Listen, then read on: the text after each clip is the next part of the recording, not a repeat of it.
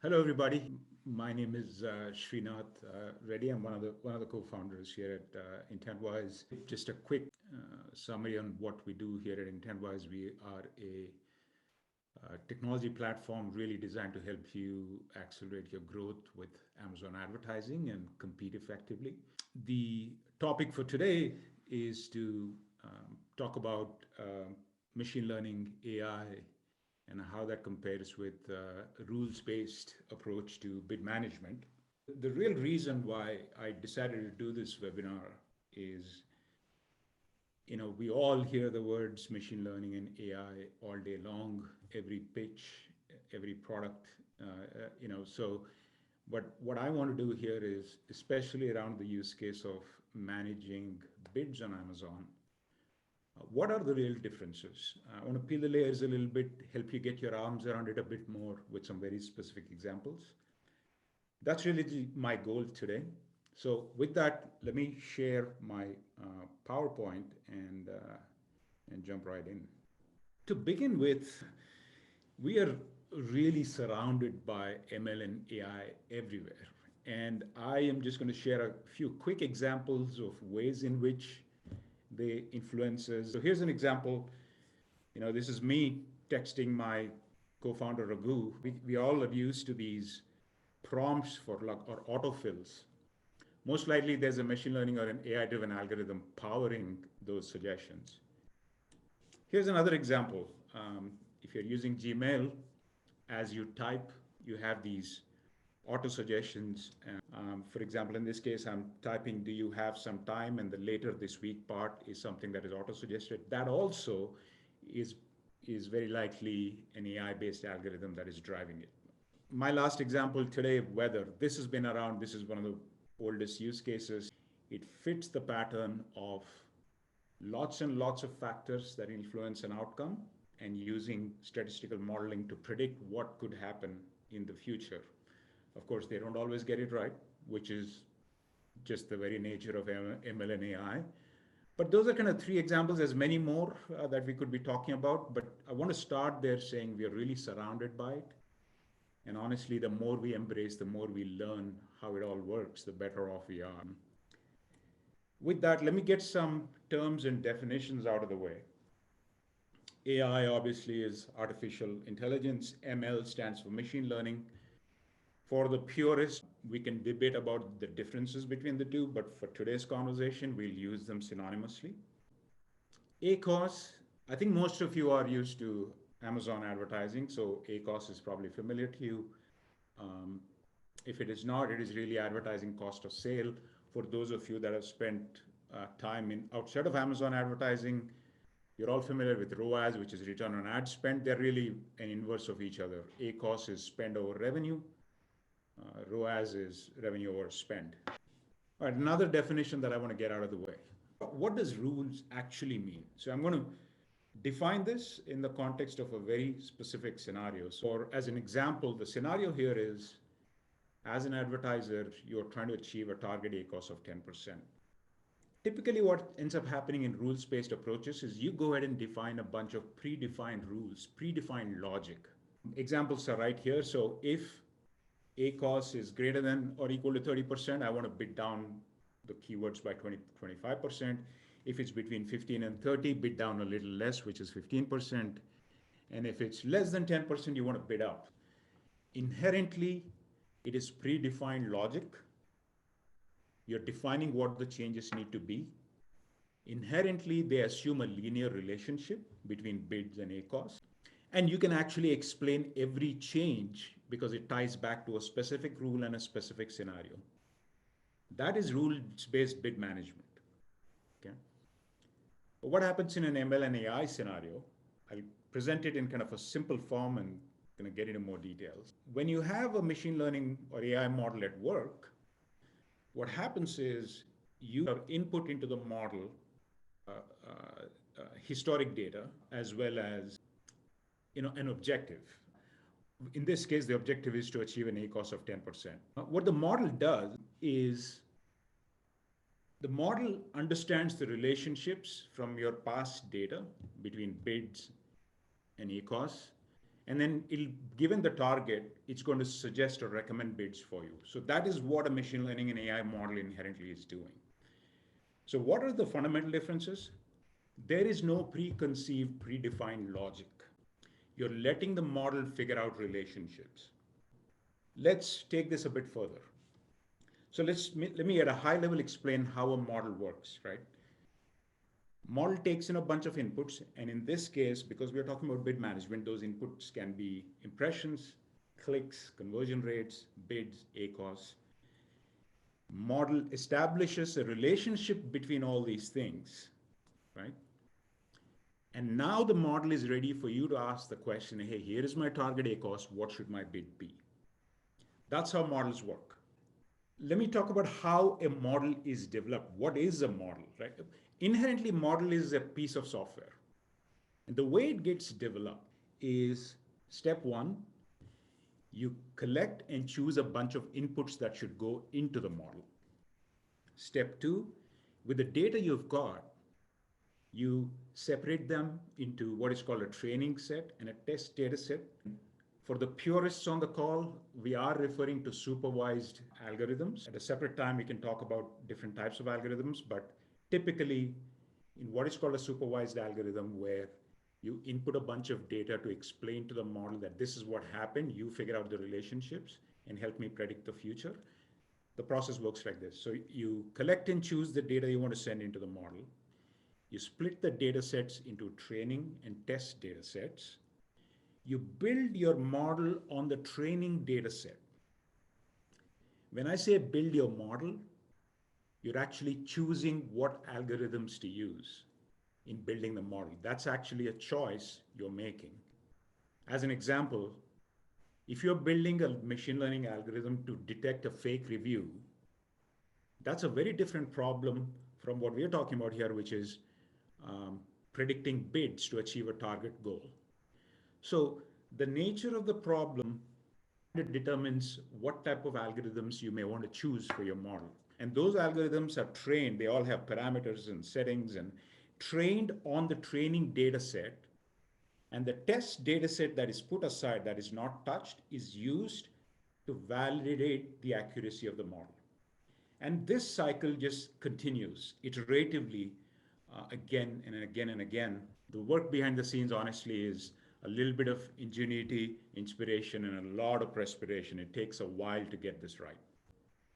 I am now going to walk through a specific bid management scenario to take this even further.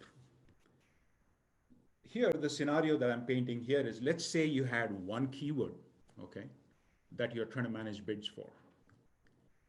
And the ad spend, let's say on X number of days on that keyword is about $100. The ad revenue from it is about $500. The current bid on it is $1. Your current ACOS, which is simply 100 divided by 500, that's about 20%. But let's say your target is to achieve a 10% ACOS, right? So on the rules-based management side, you've already defined a rule that we talked about, which is ACOS between 15 to 30%. Bid down my keyword. So of course the action will be to bid that keyword down by about 15%. So you drop the dollar to 85 cents. What could happen in a machine learning or AI driven model is it may very well come to the same conclusion, or it may actually conclude the opposite. Let me paint the scenario. So the machine learning model for this keyword, based on the data that it has been looking at, has established this kind of a relationship between ACOS and bids. And it sees that one, there's a nonlinear relationship, and guess what? It is actually better if you increase the bid to achieve that lower target ACOS. So the decision that the model will come up with to actually bid up, because that's what you're trying to achieve. And so I'm just elaborating the point that outcomes can be very different depending on whether you have a rules-based approach or an ML-based approach. And just to elaborate further on this, that is just one keyword. A typical account has hundreds and thousands of keywords and products and campaigns. So those relationships between bids and ACOS could be very, very different for each of these keywords. And so, where machine learning and AI can do things that rules cannot do is the following. Nonlinear relationships, if they exist, rules will never detect those. The influence of multiple factors, again, as humans, it's kind of hard for us to model out manually or even with rules the influence of 10, 15, 20 different factors at the same time on the outcome. So the ability to incorporate the impact of multiple factors at the same time on the outcome is another reason or area where ML and AI algorithms are different. And then the last one that I want to call out here is local optimums, meaning what is right for one keyword, the opposite may be right for another keyword. And rules cannot detect that. So detecting local optimums is, is another big difference. Let me go further in terms of these differences in the two approaches. There's something called a sparse data problem. All you advertisers, if you look at your account and let's say that you just drew a graph of head keywords versus long tail keywords,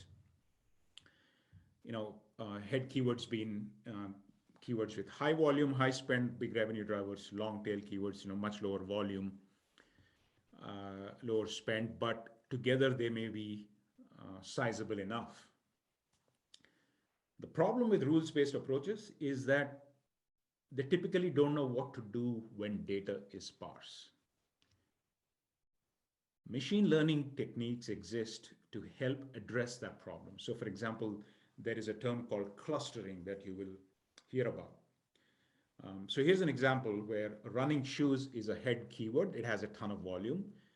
But there's also a keyword that is running shoes with no laces, size 13. Long tail keyword will have much less traffic than running shoes.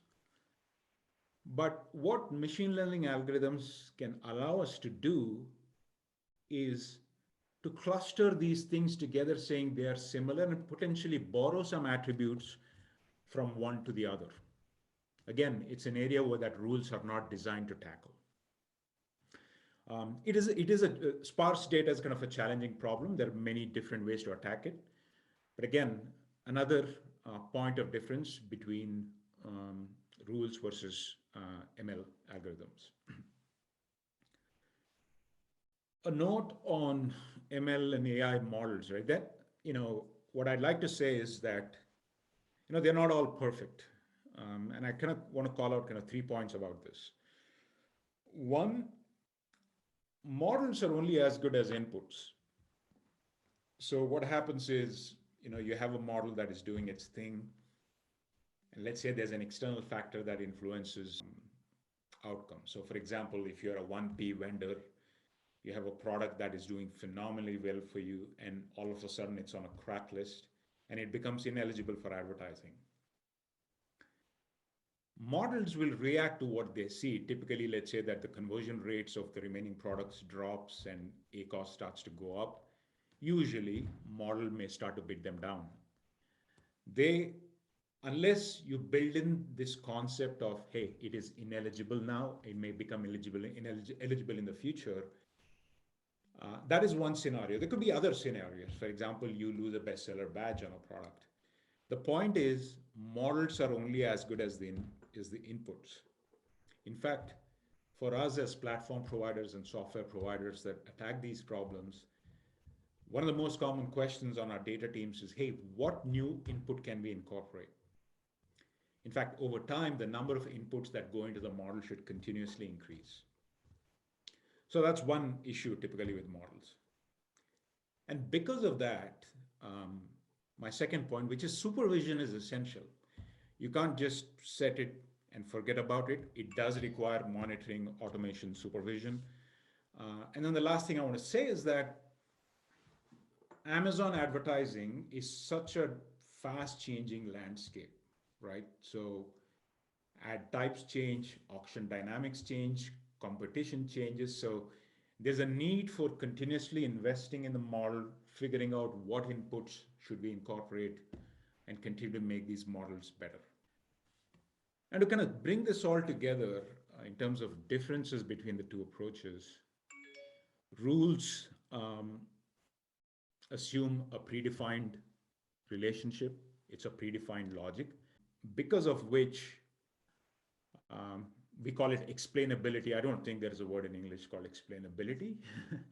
But what I mean by this is when a bit changes because of a rule, you can go back to see exactly why that bit changed and by how much. When a bit changes from an ML and AI algorithm, it's not as obvious because it could be driven off of some kind of a relationship that the model is seeing. So explainability certainly is a little lower when you're working with ML and AI models compared to rules-based approaches. Expanding inputs into rules can be a challenge, right? Like one, two, three factors, fine. But when you start getting to 10, 15, 20, just defining those rules can be super, super cumbersome. And rules tends to be a relatively inexpensive process, right? So you define your rules and it does what it does and you can keep tweaking it. Relative to ML and AI, where even if you're building your own ML and AI logic, you've got resources, time, all of that. So it's a more expensive path. But what these models are able to do, like I've said before, is they determine the relationships. You don't have to. We touched on explainability. They also are good at detecting nonlinear relationships, accommodating lots of factors over time. So, for instance, I could have a bidding algorithm today. Tomorrow, I could start to send in day of week as another attribute so that it figures out if there's any patterns by day of week. Or in the future, if you're able to get Amazon advertising data by hour of day, sending that as an attribute. So you could just keep expanding these factors much more easily in an ML model than you can on the rules side. And the last point here that I talked about earlier is dealing with these sparse data scenarios. Of course, the sparse data scenarios, this problem is obviously bigger and bigger as your ad spends get bigger. If your ad spends are really small, that is less of an issue. But that's another reason or another big difference between the two approaches. I want to wrap by kind of summarizing kind of our perspective on competing on Amazon. And there's kind of 3 points I want to make. One is Amazon advertising, especially Amazon advertising, even compared to Google Ads, it is not operating in a silo. Performance of advertising is actually influenced by so many other factors, and advertising influences them back, that it is super important that when we think about growth on Amazon, you have to take this into account. They're all interrelated. You can't just look at ads in a silo. What that means also is to be effective in the long run, it is super essential to have a well-defined data strategy. And a big element of that is you need to own your data. You cannot be prisoner to some third-party platform, that you don't have a handle or ownership of your advertising data or sales data, what have you. And I'm not even talking about massive investments necessarily. If nothing else, take the data and store it on a drive somewhere. But you've got to own your data. Data is what fuels these analytical approaches. And frankly, you're on Amazon, every decision, every process on Amazon is actually leveraging ML and AI in most cases. So I think it is super important to have a data strategy and to have the mindset or an approach where you're going to own your own data. Because that data actually becomes input into these future models that you may go build out. And then the last thing I want to point out or say is, if any of you is thinking about, hey, when does this matter? When should I incorporate ML and AI into how I manage bids, or for that matter, anything we do? My point is simple, which is you really have to be on this maturity curve and kind of moving up, right? If you're manually managing bids today, go ahead and take a step to just automate and use rules. It's okay. And if you're doing that already, start to incorporate ML and AI into how bids are managed. Um, so I really think that you just have to think about moving the puck up that curve and get more and more sophisticated with your approach. Of course, the larger the spend, the more the impact of ML and AI, right? If you're spending five, $10,000, the difference between having standard set of rules versus ML AI may be a lot less. But when you're spending $500,000 a month, a small percentage gain is actually impactful. So it just all depends on where you are. Um, and then certainly, I also want to add that from a company perspective, our mission from an Intentwise standpoint is to help you think about Amazon holistically, help you collect that data, help you incorporate machine learning and AI into decisions that are made. That is what drives what we build. Um, so that's in summary our point of view on how do we stay effective or compete effectively on Amazon. With that, we'll call this a wrap.